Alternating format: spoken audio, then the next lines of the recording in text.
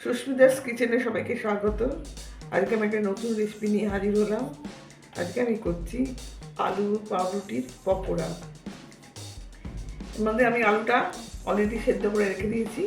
রেখে দেখুন আরও কি ম্যাশার দিয়ে আমি ম্যাশ করে নিচ্ছি।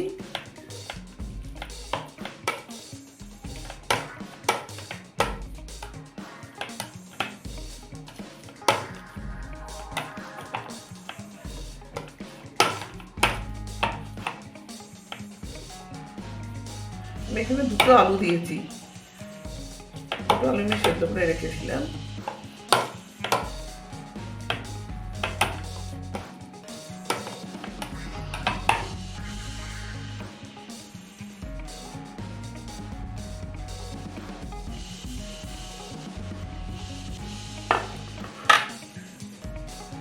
আর দুটো পাউরুটি দেবো। দেখুন পাউরুটি আমি জল দিয়ে একটু ভিজিয়ে দেবো।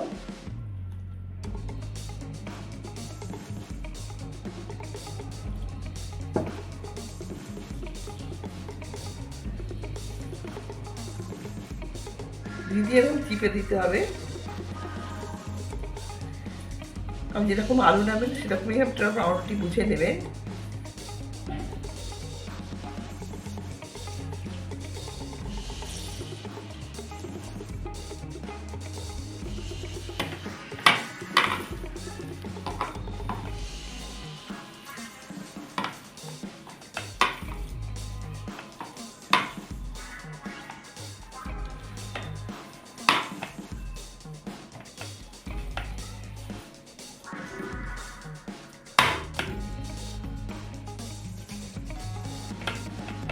এখানে আমি দেখুন পেঁয়াজ নিয়েছি,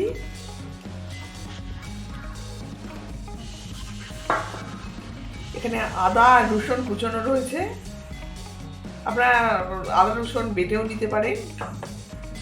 কাঁচা লঙ্কা কুচি, ঝাল বুঝে দেবেন, বাচ্চারা খেলে ঝাল কমই দেবেন। আর এর মধ্যে কারি পাতা আছে কুচনো।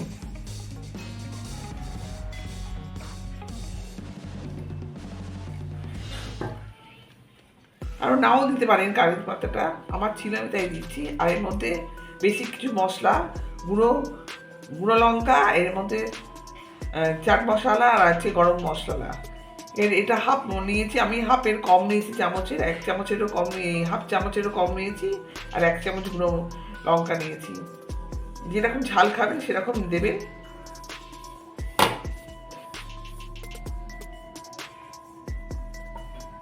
আর এর সঙ্গে আমি নুন অ্যাড করবো।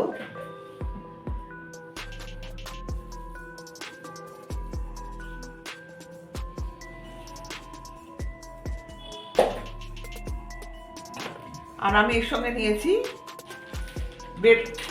ব্রেড ক্রাম্ব নেই, আমি একটা সুজি নিয়েছি, ওই সিমুইকে আমি গুঁড়ো করে নিয়েছি।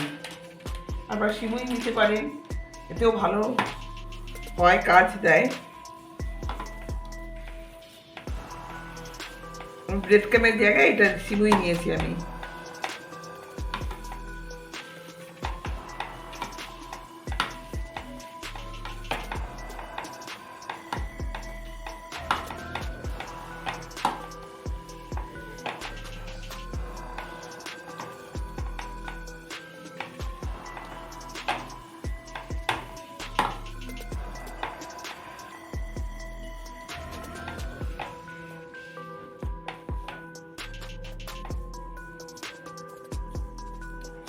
যে যেরকম সাইজ দেবেন, আমি গোল সাইজ একটু দিচ্ছি। দেখুন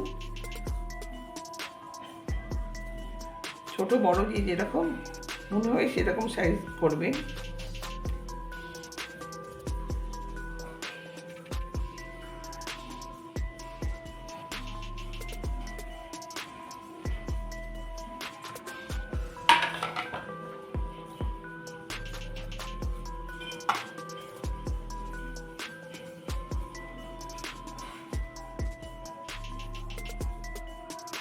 বিকেলে চায়ের সঙ্গে টাটা ভালোই জমে যাবে। যদি এটা করেন, বাড়িতে গেস্ট আসলে ওটা দিতে পারেন চায়ের সঙ্গে, চা বা কফির সঙ্গে, সন্ধ্যেটা ভালোই জমে যাবে।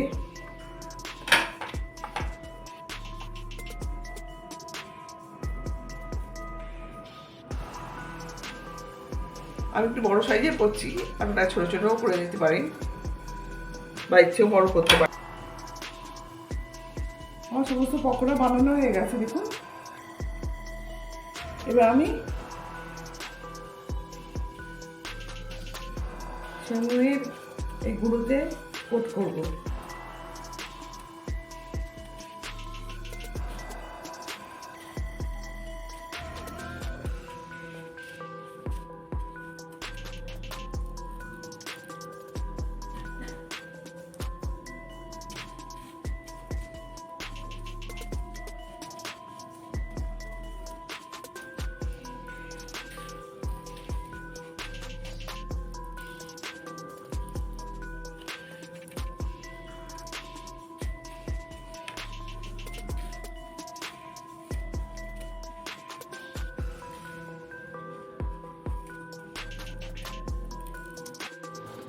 আমার তেলটা গরম হয়ে গেছে।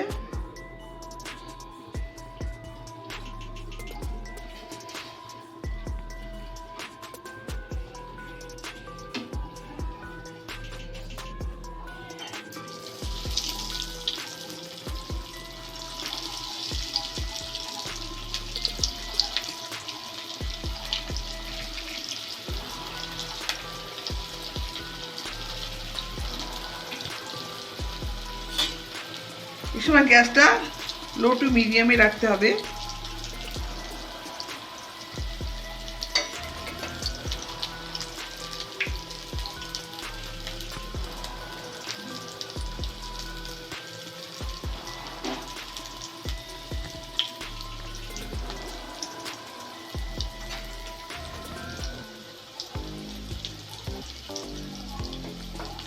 একসঙ্গে সব পকোড়া দিয়ে দেবেন না, অল্প অল্প করেই ভাজবেন।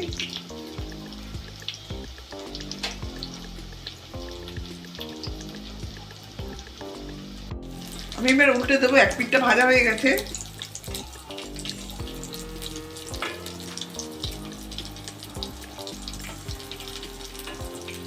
লাল হয়ে গেছে এক পিঠটা।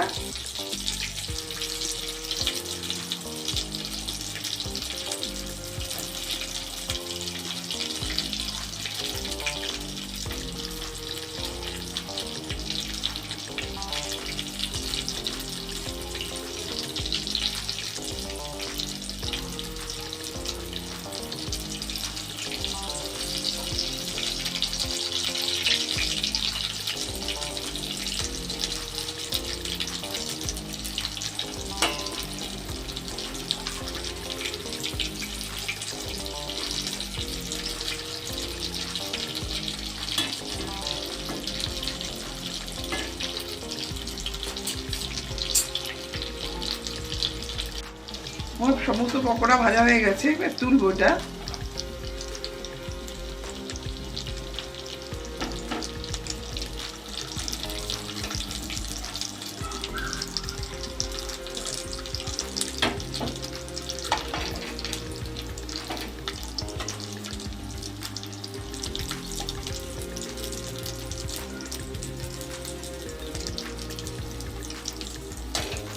দারুণ খেতে হয়।